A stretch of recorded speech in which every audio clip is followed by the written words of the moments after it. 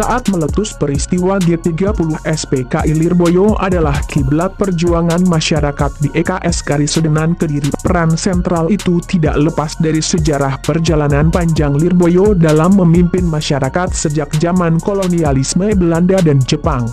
Pasukan peta misalnya, dibentuk di Lirboyo dan berawal dari inisiatif Kiai Ibrahim, Banjar Melati, ipar Kiai Abdul Karim, sedangkan Laskar Hizbullah Sabilillah di Kediri disponsori oleh Kiai Marus Ali, yang belakang hari menjadi embrio terbentuknya Kodam 5 Brawijaya.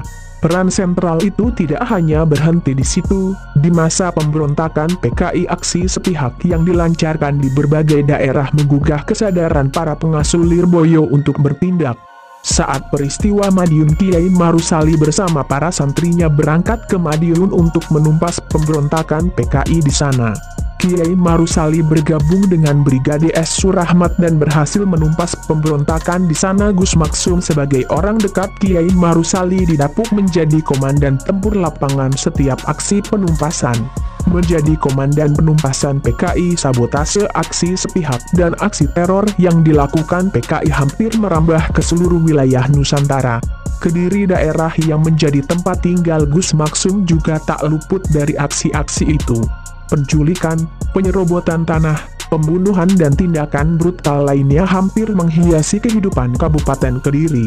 Melihat aksi sewenang-wenang itu, Gus Maksum mempunyai keyakinan bahwa PKI yang selama ini sebagai partai politik resmi yang diakui pemerintah telah berbuat makar dan ingin merebut kekuasaan sekaligus mengubah ideologi Pancasila menjadi komunis.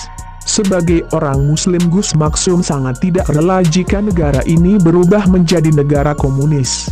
Dengan bekal kemampuan yang dimilikinya, Gus Maksum sebagai seorang yang sangat muda waktu itu, umur 18 tahun, telah diberi amanat menjadi komandan pemberantasan PKI. Beliau orang yang berani terang-terangan menyatakan ganyang PKI di Kediri dan telah membuktikannya dengan tindakannya.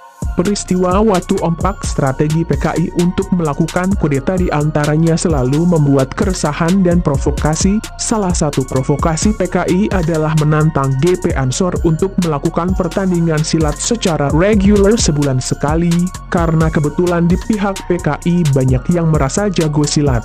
Tantangan itu ditunjukkan kepada 3 pesantren di Kecamatan Prambon, Nganjuk, yakni pesantren Selo Agung, Bandung dan Kedung Sari. Awalnya Ansor menganggap ajakan itu adalah salah satu bentuk mempererat persahabatan.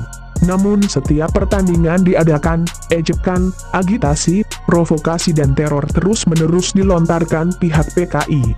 Puncaknya, pertandingan yang dilaksanakan di Desa Watu Ompak, Prambon, suasana begitu panas, pesilat dari pihak PKI tampak percaya diri. Maklum pada waktu itu daerah Prambon PKI sangat dominan, mereka terus memprovokasi Ansor, aku kemari jalan-jalan ke neraka dan kata-kata yang seenak mereka. Namun pendekar dari pihak Ansor tidak langsung bertindak, mereka menunggu kedatangan Gus Maksum dari Kediri. Gus Maksum datang dan langsung naik ke arnab pertandingan dengan meneriakkan takbir Allahu Akbar. Pada waktu itu orang-orang melihat rambut Gus Maksum berdiri dan mengeluarkan api. Melihat itu pemuda Ansor bangkit keberaniannya dan langsung menyerang pihak PKI yang kala itu mulai ketakutan. Spontan pihak PKI banyak yang lari tunggang langgang.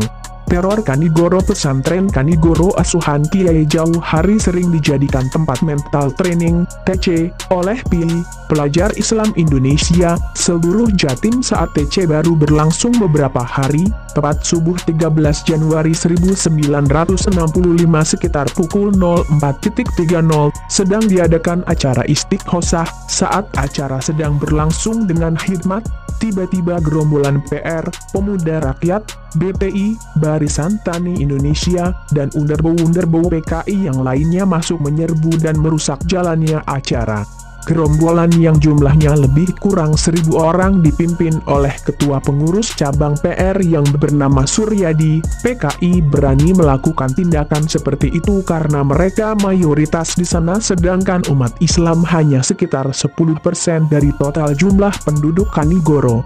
Dengan bersenjatakan keluang, parang, palu, bahkan pistol, mereka menggerebek masjid, merusak, memukul dan menyerang para peserta TC, kiai, ulama dan siapa saja yang di situ.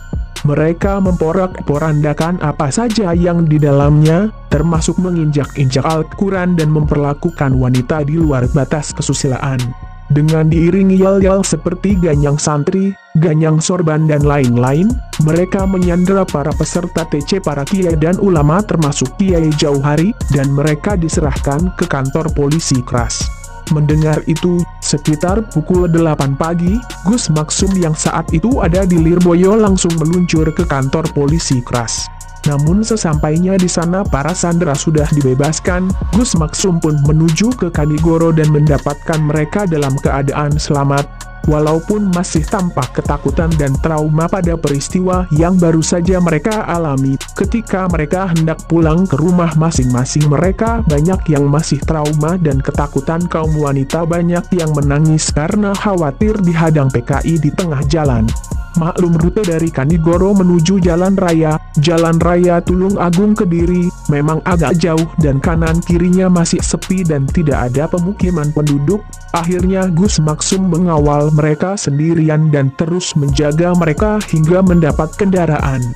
Teror Kanigoro mendapat reaksi sangat keras dari umat Islam, khususnya daerah Kediri, dan teror-teror terus saja berlanjut. Tidak lama atas kejadian itu, Banser GP Ansor di bawah komando Gus Maksum menerjunkan 8 truk personilnya menggempur PKI di Kanigoro.